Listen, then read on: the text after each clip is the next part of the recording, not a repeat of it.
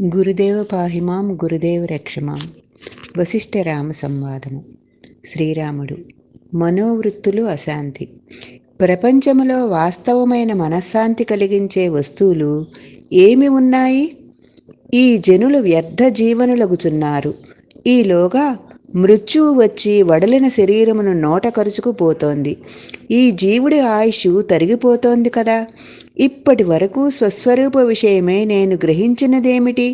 ఏ మార్గం అన్వేషించాలి, ఏ జ్ఞానులతో సంభాషణ చేయాలి అని తలచుటయే లేదు. ప్రయత్నశీలుడు అగుటయే లేదు. పంచేంద్రియములు వివేకరత్నములను మరుగున పడవేస్తున్నాయి. తృష్ణయందు యథేచ్ఛగా సంచరిస్తున్న ఈ మనస్సు ఈ జీవుని ప్రయోజనరహితంగా పరిభ్రమింపచేస్తున్నది. కాలమంతా వ్యర్థమైపోతోంది. ఈ ఇంద్రియములను జయించిన వాడే ధీరుడు. మనస్సును శాంతపరచగలిగే పదార్థములు ఈ ప్రపంచములో ఏమి ఉన్నాయి? ఓ మానవుడా, ఎందుకు భ్రాంతిని పొందుతున్నావు? ఈ శరీరం త్యజించు క్షణములో కూడా ఈ సంపదలు దుఃఖములకే కారణమవుతున్నాయి. మృత్యువు శరీరమును ఆక్రమిస్తున్నప్పుడు ఈ భార్య, పుత్ర, బంధు, మిత్ర పరివారాదులు ఎందుకు పనికి వస్తాయి? ధర్మమునకు అనుకూలము కానట్టి అర్ధకామములకు జీవితమును వెచ్చించిన వారి మనస్సు అవసాన కాలంలో చంచలమే అవుతుందని విజ్ఞులు చెప్పుచున్నారు. కాలమంతా ఎంత ఘోరంగా వ్యర్థమైపోతోంది. వివేకహీనులకు వారు జన్మిస్తున్నారు, మరలా శీఘ్రముగా మరణిస్తున్నారు. వివేకము పొందని వారికి రాత్రిపూట నిద్ర ఎలా పడుతోంది? నాకు విచిత్రముగా అనిపిస్తోంది. ఎక్కడి నుండో వార్ధక్య మృత్యు దేవతలు వచ్చి ఎదురుగా నిలబడి, నాయనా అయినదా, ఇక బయలుదేరదామా అని పలకరిస్తున్నాయి. ఈ జనులు ప్రక్కనే ఉన్న మృత్యువును కూడా ఏమాత్రం గమనించటం లేదు. అయితే ఉత్తములకు తత్వజ్ఞానులు ఈ కర్మపాస బంధములన్నీ విడనాడి స్వాత్మయందే తమ ధ్యేయము కలిగి ఉంటున్నారు.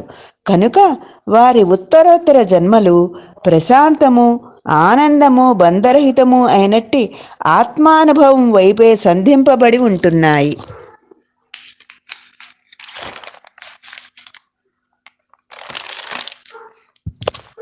ఎవరికి ఎప్పుడు ఎటు ఏ విధమైన ప్రయాణం ప్రాప్తించనున్నదో ఎవరేం చెప్పగలరు? కానీ ఈ బహుదూరపు బాటసారులంతా ఒకరికి మరొకరు సర్వస్వం అయినట్లు కబుర్లు మాత్రం చెప్పుకుంటున్నారు. ఈ సంసారమంతా నాకు మాత్రం ఆరిపోవుటకు సిద్ధంగా ఉన్న దీపము వల్లనే అనిపిస్తోంది. అజ్ఞాని మనస్సుకు ఈ క్షణభంగురమైన సంసారము వాస్తవము అయినట్లు తోస్తోంది. తండ్రి విశ్వామిత్ర, దోష దృష్టి లేనట్టి, దుఃఖ తాపములు ప్రాప్తించనట్టి చోటు ఎక్కడ? ఏది పొందిన తరువాత ఇక పొందవలసినది అంటూ ఏమీ ఉండదు. ఇక నిరంతరమైన ఆత్మ తాదాప్యము లభించేది ఎప్పటికి? ఎన్ని జన్మలకు? మా తెలివితేటలు ఎందుకు పనికి వస్తాయి? మా గురించి మేము ఎరుగము కదా. వివేకులకు జ్ఞానులు మా అగచాట్లను గురించి నవ్వుకుంటున్నారు. మా యందు ప్రజ్ఞ కొరవడుటచే కాబోలు మేము వివేకులకు జ్ఞానులను గుర్తించలేకపోతున్నాము. జై నిర్గుణ. జై గురుదేవ. గురుదేవ పాహిమాం గురుదేవ రక్షమాం. వశిష్ఠరామ సంవాదము. మోక్షోపాయము. సరి అయిన ప్రయత్నములను ఆశ్రయించకపోవటము చేతనే ఈ జీవుని బుద్ధి జడత్వం పొందుతోంది. మూర్ఖత్వమును నశింపచేయాలి అంటే ప్రయత్నమే ఏకైక మార్గం. ఎవని బుద్ధి పూర్వాపర విచారణచే స్వాత్మజ్ఞానమును గ్రహించగలుగుతుందో అట్టివాని అందే బ్రహ్మానందము బహిర్గతము అవుతుంది. ఓ సర్వజనులారా, ఉత్తమ బుద్ధిని పెంపొందించుకోండి. జగద్భ్రమణ క్రీడ. 2 ఉపాయములు జ్ఞానులు మనకు చెప్పుచున్నారు. ఒకటి యోగము, అనగా ప్రాణాయామము, ధారణ మొదలైనవి. 2 విచారణ. పరమార్థ జ్ఞానమును సజ్జనులకు వ్యక్తులతో కూడి విచారించటం జరిగితే అమోఘమైన ప్రయోజనమును ప్రసాదించగలదు. అట్టి జ్ఞాన విచారణచే దుఃఖములు అన్నీ నశిస్తాయి. ఓ జనులారా, మనోవ్యాధులకు సరైన చికిత్స ఆశ్రయించండి. విచారణాదులను ఆశ్రయించిన వారే సత్య సంపద, ఆత్మ విషయమే అనుభవమును పెంపొందించుకోండి. క్రమముగా జ్వర ఉద్వేగరహితులై శీతలాంతఃకరణలై జగత్తును అంతా ఒక ఇంద్రజాలము వలె దర్శించుట అభ్యసించండి. ఇప్పుడే ఇక్కడే సమ్యక్ దర్శనము అలవర్చుకోకపోయారా? తత్ఫలితంగా అనేక దుఃఖ పరంపరలను పొందబోవుచున్నారు అని హెచ్చరిస్తున్నాను. ఈ సంసారము అనర్థకమైనదే కదా అనే శంకను ఈ జీవుడు కలిగి ఉండాలి. లేకపోతే పాము వలె కాటు వేస్తుంది, త్రాడు వలె కట్టిపడేస్తుంది, చురకత్తి వలె గాయపరుస్తుంది, అగ్ని వలె దహిస్తుంది. దృశ్య ఆసక్తియే సంసారము యొక్క మూల రూపము. నాయనా, ఈ సంసార యంత్రం అతి దారుణమైనదిగా మేము గుర్తించాము. దీనిని గమనించకుండా మానవ జన్మను వృధా చేసుకోకండి, ప్రయత్నశీలురు కండి.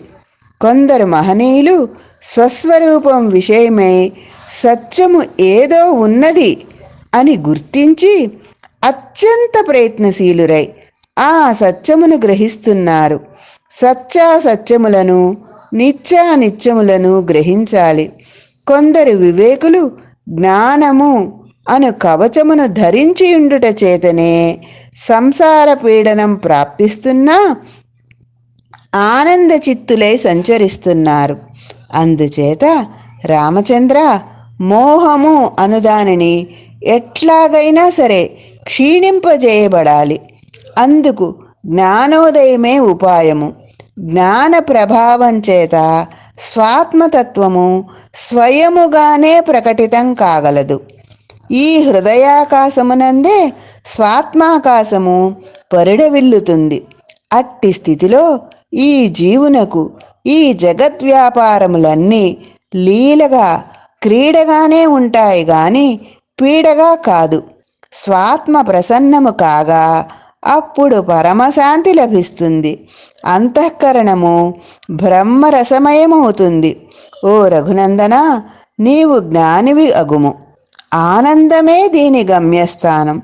ఈ జగద్వ్యవహారమంతా ఆనందరూపమగు క్రీడగానే దర్శించగలగాలి. అదే మా ప్రయత్నము యొక్క ఏకైక లక్ష్యము. జై నిర్గుణ. జై గురుదేవ. గురుదేవ పాహిమాం, గురుదేవ రక్షమాం. వశిష్ఠరామ సంవాదము. మనోజయము. శ్రవణం. స్వస్వరూపముకు స్వాత్మ సమాచారము శ్రద్ధగా వినాలి. మననము. అందలి వస్తుసారాన్ని మరల మరల విచారణ చేస్తూ హృదయంలో సుస్థిరం చేసుకోవాలి. నిధిధ్యాస. మనస్సు పరిపరి విధాల పోకుండా నిలువరించటం. స్వాత్మ యొక్క స్వభావములైనట్టి అఖండత్వము, నిత్యత్వము, సర్వత్వము, అప్రమేయత్వము అనుభవమునకు తెచ్చుకోవటం. ఇటువంటి పురుష ప్రయత్నముల చేతనే మనస్సు జయించబడుతుంది. మనస్సు బ్రహ్మరసముచే నింపబడగా శుద్ధ సత్వము అయి శేషించగలదు. చిదాకాశ రూపులమనే విషయము తనకు తానే నిర్మించుకొనిన మాయావరణ కారణము చేత మరచుచున్నాడు. అసంతృప్తి స్వాత్మస్థితి యొక్క సమాచారం సముపార్జించుకోవటం చేతనే కలుగుచున్నది.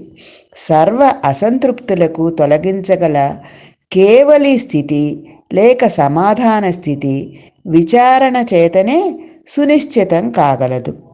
ప్రశాంత స్థితిని కోరుకొనునట్టి వారు దుఃఖములుగా పరిణమించబోవునట్టి విషయ వ్యవహారములను పరిత్యజిస్తున్నారు. నాయనా రామా, శాంతి సంతోషముల ద్వారా మనోజయము సాధించుటయే ఉచితము. మనోజయము నుండి మాత్రమే ఏకరస స్వరూపముకు ఆనందము లభించుచున్నది. అందుకు వివేకం వికసించాలి. స్వాత్మపదం అనే పరమసుఖం లభిస్తుంది. దీనిని పఠించుట స్వాత్మ వస్తువును ధ్యానించటమే అవుతుంది.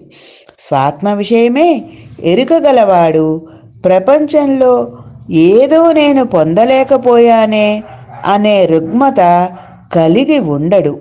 అతడు అకర్తాభావమునే సర్వదా ఆశ్రయించి ఉంటాడు. కనుక ఆయా కర్మల ఫలితములు అతనికి అంటవు. స్వాత్మజ్ఞాని ఏదీ పొందడు, త్యజించడు. నిర్లిప్తుడై ఉంటూ కార్యసమర్థుడై స్వీయ కర్మలను నిర్వర్తిస్తూ ఉంటాడు. జై నిర్గుణ. జై గురుదేవ. గురుదేవ పాహిమాం, గురుదేవ రక్షమాం. వశిష్ఠరామ సంవాదము. శమము, తృష్ణారాహిత్యము, శాంతము, ఇన్నర్ కామ్నెస్. సుఖదాహము అనే దోషము చేత ఈ సంసార పంజరం నిర్మించబడింది. సంసారపు ఎడారిలో శమము అనునది సరస్సు వంటిది. శమము ఉన్న చోట ప్రశాంతత ఉంటుంది. అది ముక్తి ప్రదాత. శమాలంకృతుడికి శత్రువులు కూడా మిత్రులు అవుతారు. శాంతచిత్తుని మనస్సులో మనోవ్యాధులకు చోటు ఉండదు. సర్వజీవుల పట్ల స్నేహబుద్ధి గల సజ్జనుని యందు పరతత్వము తనంతట తానే స్ఫురిస్తోంది. ఈ మనస్సు శాంతి అనే అమృతం సేవించటం జరిగితే తృష్ణాపాశాలన్నీ తమంతట తామే విడిపోతాయి. సర్వవేళలందు శాంతిని సేవించుటే శమము అయి ఉన్నది. శాంతి సుధ అనే కవచాన్ని ధరించిన వానిని ఈ సంసారిక దుఃఖములు ఏమీ చేయలేవు. ప్రాణ సమానుడైన స్నేహితుని చూచినప్పటికంటే శమయుతుణ్ణి చూచినప్పుడు నేను ఎక్కువ ఆనందం పొందుతాను. అతని జీవితమే ధన్యము, అతనే అభినందనీయుడు.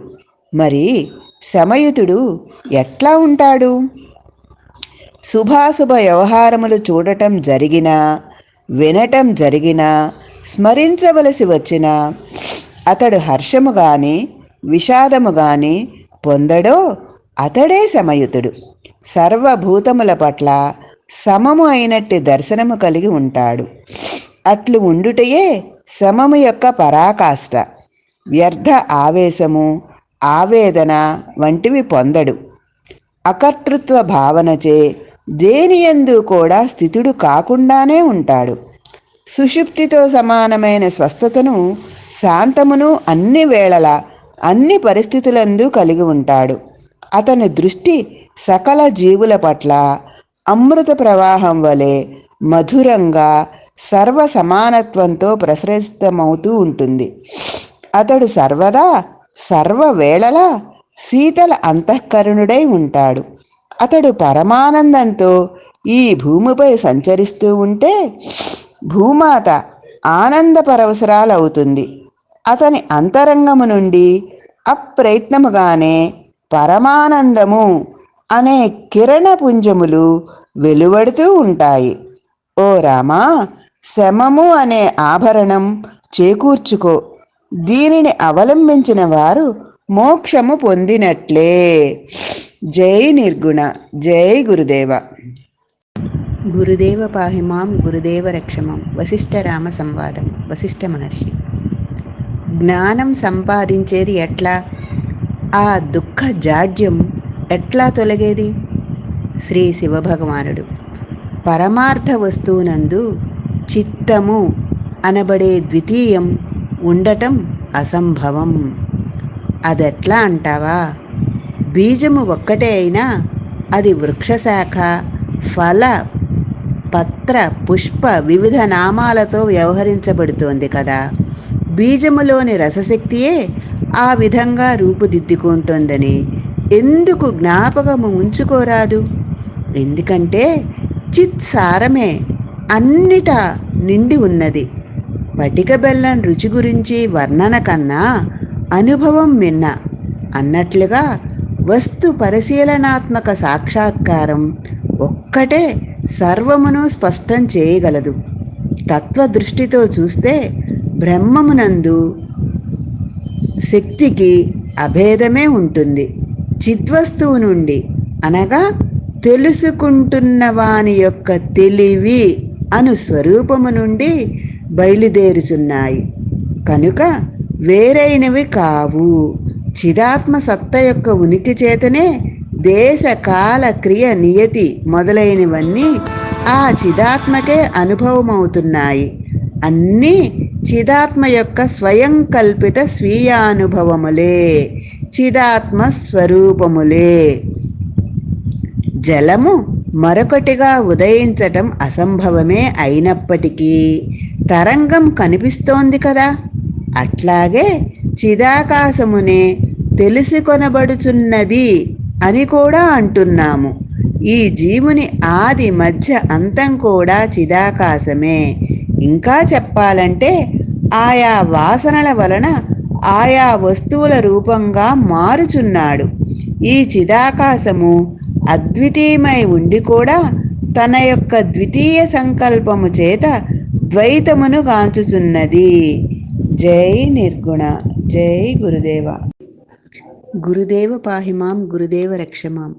వశిష్ఠరామ సంవాదము. శ్రీ శివభగవానుడు అతి శీతలత్వం చేత నీరు గడ్డకట్టి ఆకారాదులు ప్రకటిస్తున్నట్లు ఆ చిత్తు పరిమిత విషయములకు సంకల్పములను ధరించి మోహమును పొందుచున్నది. మోహగ్రస్తమైన స్వయం కల్పిత త్రాళ్లతో కట్టబడినదై తన యొక్క అనంతత్వమును నిత్యత్వమును బొత్తిగా ఏమరచి దుఃఖం అనే భయంకర అగ్నిచే దహించబడుతోంది. ఇప్పుడు ఏం చేయాలి? నన్ను ఎవరు కాపాడుతారు? ఓ దైవమా, ఎక్కడ ఉన్నావు అని వగర్చుచూ ఈ శరీరాన్ని నమ్మి నానా తిప్పలు తెచ్చుకుంటోంది. గావు కేకలు వేస్తోంది. దీనత్వమునకు తన అంతరంగమే ఉత్పత్తి స్థానమని గమనించలేకపోతోంది. ఈ చిత్తు ఊహచే ఆపదలను కల్పించుకొని భ్రమగు సంసారారణ్యములో పరుగులు తీస్తోంది.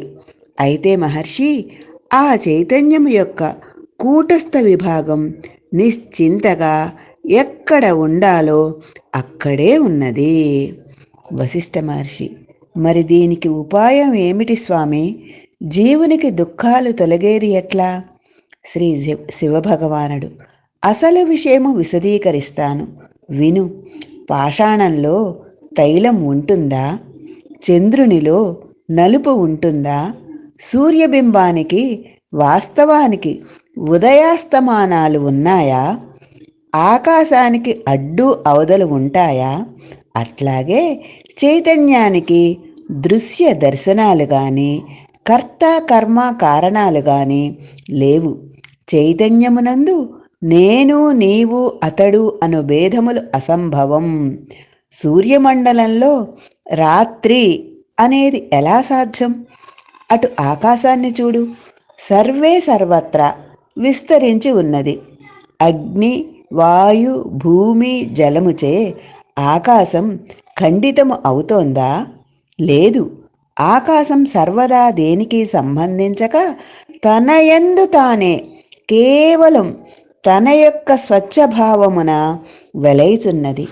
అట్లాగే చైతన్యం కూడా సర్వదా సర్వత్రా నిర్మలంగానే ప్రకాశిస్తోంది. మరి ఇక దోషము ఎట్లు కలుగుతోంది? అహంభావాన్ని తొలగించి చూడు, ఇక సంసారము అనబడేది కనబడదు.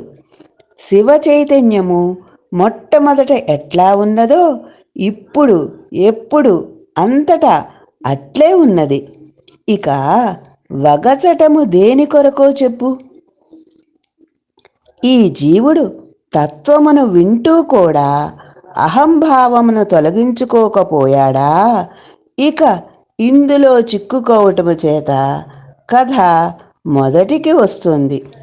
అలా కాక అతడు ఈ శరీరంతో సహా ఈ ముల్లోకములు తృణప్రాయం నిస్సారం అని గ్రహించాడా? తన స్వస్వరూపం కరతలామలకం అవుతుంది. అయితే ఈ జీవునకు దృశ్య తాదాప్యం తేలికగా తనంతట తానే పోయేది కాదు. పురుషాకారం ఆశ్రయించాలి. పురుషాకార బలంచేత దోష దృష్టి తొలగిందా? ఇక ఈ జీవునికి మరెవరో స్వస్వరూపమును వివరించి చెప్పవలసిన పని అవసరం ఉండదు. అందుకే శాస్త్రాలు సాధక జీవుల పురుషాకారము కొరకై పూజ మొదలైన విధి విధానాలను అందిస్తున్నాయి. జై నిర్గుణ. జై గురుదేవ. గురుదేవ పాహిమాం గురుదేవ రక్షమాం. వశిష్ఠరామ సంవాదము. విచారణ, ఎంక్వైరీ. వశిష్ఠ మహర్షి: పవిత్రమైనట్టి బుద్ధితో నిరంతరము స్వాత్మ విచారణ చేస్తూ ఉండాలి. బుద్ధి సునిశితమై పరమపదమును కాంచగలదు. దీర్ఘ సంసారము అనే దోషమునకు విచారణ దివ్యమైన ఔషధము. ఈ ఆపదలు ఎక్కడి నుండి వస్తున్నాయి? విచారణ అనే చురకత్తితో రాగద్వేషములను చిన్నాభిన్నం చేయాలి. నాయనా రామా, విచారణ అనేది ఇది ఉచితము, ఇది అనుచితము అను దానిని ప్రకాశింపచేసే దీపము వంటిది. మహామోహమంతటిని పటాపంచలు చేయగలదు. విచారణ వలననే ధర్మ సూక్ష్మములను గ్రహిస్తున్నాడు. వివేకము కలవాడే ఈ ఆపదలు ప్రక్కకు నెట్టి ముక్తుడగుచున్నాడు. జ్ఞానులు వివేకవంతుని మాత్రమే కనికరించి స్వాత్మ వస్తువును బోధించుచున్నారు. విచారణహీనుడు మనుజుడై పుట్టి లాభము ఏమున్నది చెప్పు? దుఃఖములు అనర్థములు వచ్చి పడుతున్నాయి అంటే వాటికి మూల కారణము అవిచారణ అని గుర్తు చేస్తున్నాను. ఆత్మ విషయ ప్రతిపాదకములకు శాస్త్రములను స్వబుద్ధిని ఆశ్రయించాలి. సునిశితమైన బుద్ధిచే విజ్ఞానపూర్వకమైన పరిశీలనం చెయ్యాలి. అట్టి పరిశీలననే విచారణ అని పిలుస్తున్నాము. ఓ రామచంద్ర, ఈ భూమిపై అనంత సంఖ్యలో జీవులు పుట్టుచున్నారు, చచ్చుచున్నారు. సత్యమును గ్రహించుటకు ప్రయత్నించిన వారే వందనీయులగుచున్నారు. విచారణ వలన తత్వజ్ఞానం, తత్వజ్ఞానం వలన స్వాత్మ విశ్రాంతి, మనశ్శాంతి, దుఃఖ వినాశనము. జై నిర్గుణ. జై గురుదేవ. గురుదేవ పాహిమాం గురుదేవ రక్షమాం. వశిష్ఠరామ సంవాదము. సంతోషము. వశిష్ఠ మహర్షి: ఓ రామచంద్ర, సంతోషము అనునది మోక్షము కూడా అయి ఉన్నది. సంతోషమును సొంతము చేసుకున్న వారికి రాజ్యాధికారము వంటివి కూడా గడ్డి పరక వంటిది. మహనీయులు స్వయంగా సంతోషమనే అమృతం త్రాగి శాంతియుతులై ఈ భూమిపై సంచరిస్తున్నారు. మధురమైన సంతోషం అనే గుణము వల్ల అన్ని వైపులా ఆనందము వెల్లి విరిస్తుంది.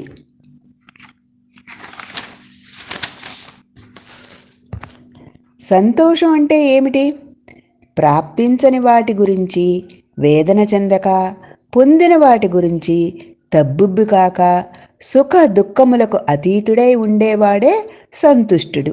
సర్వదా పొందబడియే ఉన్నట్టి స్వస్వరూపమే ఆనందము పొందుచూ సర్వులను సర్వమును ప్రశాంతముగా దర్శించువాడే సంతుష్టుడు. అట్టివాని మనస్సు తనయందు తానే మౌనస్వరూపమైన తృప్తి, ఆనందములను పొంది ఉంటుంది. వాస్తవానికి ఈ జీవుడు స్వతహాగా ఆనందస్వరూపుడే. అయితే వాంఛల నుండే సర్వ మనోరుగ్మతులు వచ్చిపడుచున్నాయి. సంతోషముగా ఉండుట అన్నది ఎందుకు అభ్యాసం చేసుకోరాదు? సంతోష మనస్కుని నుండి శారీరక మానసిక వ్యాధులు దూరంగా ఉంటాయి. అట్టి అభ్యాసము తప్పకుండా సాధ్యమే. స్వయం కల్పిత దోషములైనట్టి తృష్ణ, అసంతృప్తులు అత్యంత ప్రమాదకరమైనవి. తృష్ణ ఉన్న చోట సంతోషము ఎట్లా ఉంటుంది? సంతోషము అను మాధుర్యముతో నిండి ఉన్న చిత్తము స్వయముగా తనంతట తానే శాంత బుద్ధి పొందుతోంది. అట్టి చిత్తవృత్తి కలవాడు ప్రశాంతము, మౌనము, ఆనందము, ఉత్సాహము ఒకే సమయంలో తన ముఖమునందు ప్రకటించుచున్నాడు. అట్టివానికి దేవతలు మునులు కూడా నమస్కరించుచున్నారు. జై నిర్గుణ. జై గురుదేవ. గురుదేవ పాహిమాం గురుదేవ రక్షమాం. వశిష్ఠరామ సంవాదము. సాధు సాంగత్యం. వశిష్ఠ మహర్షి: మహాత్ములు సాధు సాంగత్యము మోక్ష ఫలమును ప్రసాదించగలదని ఎరుగుదురు. సాధువుల సమాగమం మృత్యువు కూడా ఉత్సవంగా, ఆపదలు కూడా సంపదలుగా మారిపోతాయి. సాధుత్వము ప్రయత్నించకోరేవారు సాధు సాంగత్యము పొందుచున్నారు. సాధు సాంగత్యము వలన బుద్ధి సునిశితము అవుతుంది. అజ్ఞానము అనే విశాల వృక్షం సాధు సంఘం అనే ఝుంఝుమారతం చేత కూకటి వ్రేళ్లతో సహా పెకిలించి వేయబడగలదు. మనోవ్యాధులు వాటంతట అవే నశిస్తాయి. అనేక సమస్యల చేత సతమతమగుచున్న మాకు సాధు సంఘానికి సమయము ఎక్కడిది అని సరిపుచ్చుకోకండి. సాధు సంఘము జ్ఞానప్రకాశము అనే శాశ్వతమైన వెలుగును ప్రసాదిస్తుంది. సత్పురుషుల సాంగత్యమే ఉంటే ఇక గంగా స్నానం చేయలేదే, యజ్ఞ తపో ధ్యాన తీర్థాదులు సేవించలేకపోతున్నామే అనే బెంగ మానవునికి అక్కరలేదు. సాధు పురుషులతో స్నేహం లభించటమంటే అది మహత్తరమైన విషయమే సుమా. ఎందుకు అంటే నీవు కూడా రాగరహితుడవు అయితే కాని వారితో స్నేహము చేయగల బుద్ధి పుట్టదు. మహాత్ములతో స్నేహం దొరకటం దుర్లభమే, కానీ దొరికిందా అమోఘమైనది. అది పరమాత్మ యొక్క కృపచేత మాత్రమే లభించగలదు అని నారద మహర్షి చెప్పారు. మనుష్య జన్మ మోక్షస్వరూపులము కావాలనే లక్ష్యము, మహాపురుషులతో స్నేహము, ఈ మూడు భగవంతుని అనుగ్రహం చేతనే లభిస్తాయి. స్వాత్మజ్ఞానులకు మహనీయులతో సామీప్యత గొప్ప తపస్సు, తీర్థములతో సమానం. అట్టి వారి సాంగత్యము స్నేహముల కొరకై ప్రయత్నించాలి. వారితో సంభాషణ పూర్వజన్మ సుకృతం. సాధుసంగం వదలనివాడు తప్పక తాను చిదాకాశ స్వరూపుడనని తెలుసుకుంటాడు. ఈ సంసార సముద్రము దాటటానికి వారే ఉపాయస్వరూపులు. వారు నరకాగ్నులను ఆర్పగల వర్షధారల వంటివారు. వారి సాన్నిధ్యమే ఔషధము. వారి వచనామృతము వలన అవగాహన వృద్ధి చెందుతుంది. జై నిర్గుణ. జై గురుదేవ. గురుదేవ పాహిమాం గురుదేవ రక్షమాం. వశిష్ఠరామ సంవాదము. బంధమోక్షములు. వశిష్ఠ మహర్షి: దృశ్యము అంటే ఏమిటి? నీవు, నేను మొదలైన మిథ్యాకల్పనలతో కూడిన జగత్తే కదా. ఈ దృశ్యము లేదు. ద్రష్ట మాత్రము యథాతథుడై సర్వదా ఉండియే ఉన్నాడు. ఓ జీవుడా, నీవు ఇప్పుడు మానవ జన్మ పొందావు. ఇది ఒక అవకాశము. స్వాత్మానుభవము కొరకై తీవ్ర ప్రయత్నము చేయాలి. మేము ముందుగా చిత్తశుద్ధిని సంపాదించుకొని ఈ దృశ్యమునకు అస్తిత్వము లేదు అను బుద్ధిని పెంపొందించుకున్నాము. అందుచేత దృశ్యము యొక్క మచ్చ కూడా మాకు కనపడదు. సమాధి అంటే ఏమిటి? ఈ మనస్సు అనబడే మూల దృశ్యము అంతరంగంలో ఉన్నంత వరకు మహాయోగులు కూడా బాహ్య దృశ్యమును సంపూర్ణముగా రూపుమాపలేకపోతున్నారు. ముక్తి అనునది శాంతము, జ్ఞానస్వరూపము, శ్రేష్టము, అనాది, అనంతము కదా. పాషాణము వంటి నిర్వికల్పత్వములో, ఆలోచనారాహిత్య స్థితిలో అట్టి ముక్తి లేదు అనేది మా అనుభవం. దృశ్య సంబంధము అనే సంసారము తొలగేది ఎట్లా? దృశ్యము మిథ్య అని తపోధ్యానాదులచే శుద్ధి పొందిన చిత్తమునకు సుస్పష్టమగుచున్నది. అనగా తపో జప ధ్యానాదులు మోక్షమునకు నేరుగా కారణము కాదు. అవి చిత్తమును శుద్ధము చేయటానికి మాత్రమే ఉపకరిస్తాయి. ఈ జగత్తు చిదాకాశమే అని సుస్పష్టముగా, సందేహరహితముగా, అనుభవపూర్వకముగా తెలియవచ్చుటే మోక్షము అని గ్రహించదవుగాక. ఈ కనపడే సర్వము చిదాకాశమే అను నిత్యాభ్యాసము తపోధ్యానాదుల అంతిమ ఫలమునకు సమానమే కదా. మోక్షస్వరూపులకు జ్ఞానుల దృష్టి ఎలా ఉంటుందో చెబుతాను విను. నేను దేనికి సంబంధించని చిదాకాశ స్వరూపుడని, నేను అనంతుడనై సర్వదా సర్వమును వెలిగించుచు సర్వమునందు వెలుగొందుచున్నాను. జగత్స్వరూపుడనగు నేను జగత్తుగా అగుటలేదు. తనకు తాను అకర్తగా, అభోక్తగా, నిష్ప్రపంచకుడుగా, అద్వితీయుడుగా దర్శించుచున్నాడు. పరిపూర్ణుడై ఉంటున్నాడు. ఓ రామచంద్ర, ప్రతి జీవి పూర్ణుడే. జై నిర్గుణ. జై గురుదేవ.